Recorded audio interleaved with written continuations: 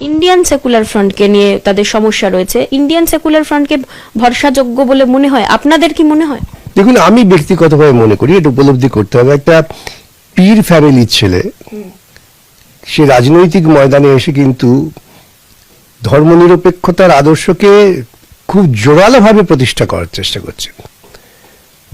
তিনি মানুষের মধ্যে বিজ্ঞানের কথা বলছেন, ভারতবর্ষের গণতান্ত্রিক সেকুলারিজমকে প্রতিষ্ঠিত করার কথা বলছেন।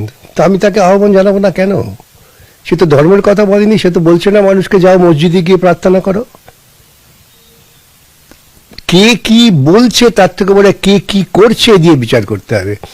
আমি তো দেখছি নওশাদ সিদ্দিকী ধারাবাহিকভাবে সে এমএলএ নির্বাচিত হওয়ার পরেও সে একটা নির্দিষ্ট ধর্মনিরপেক্ষ পথেই হাঁটার চেষ্টা করছে। আপনি অবাক হয়ে যাবেন, আমি তো গিয়ে দেখেছি ভাঙড়ে প্রায় 4000 মানুষ রক্তদান করছে, তার মধ্যে মহিলার সংখ্যা প্রায় 2000। এটা একটা কত বড় সামাজিক আমি বলবো বিবর্তন, সেটাকে উপলব্ধি করতে হবে।